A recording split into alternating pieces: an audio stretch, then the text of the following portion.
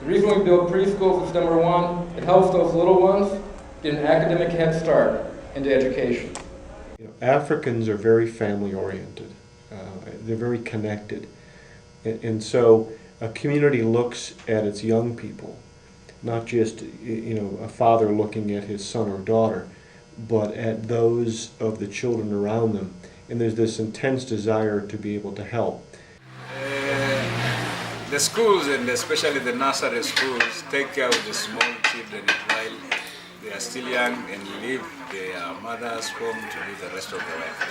Because it's not easy to nurse their child and at the same time continue with the daily works which are waiting for them to do in a day.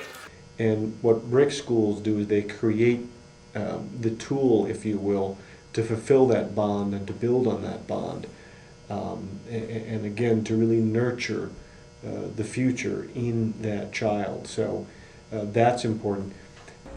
This helps out the parents because the mamas can now take jobs. The other important aspect of why children have to go to preschool, because women, especially mothers who are taking care of the children most of the times,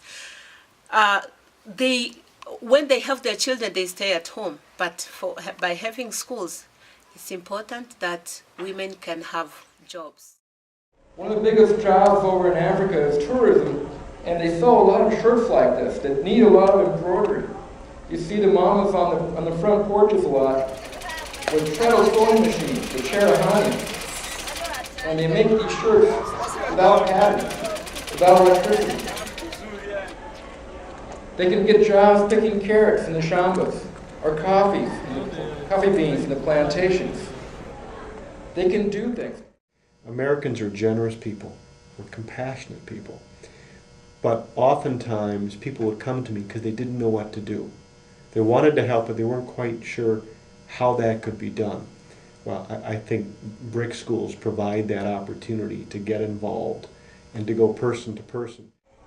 The third thing that our schools do is, because the mamas are working, your age kids don't have to.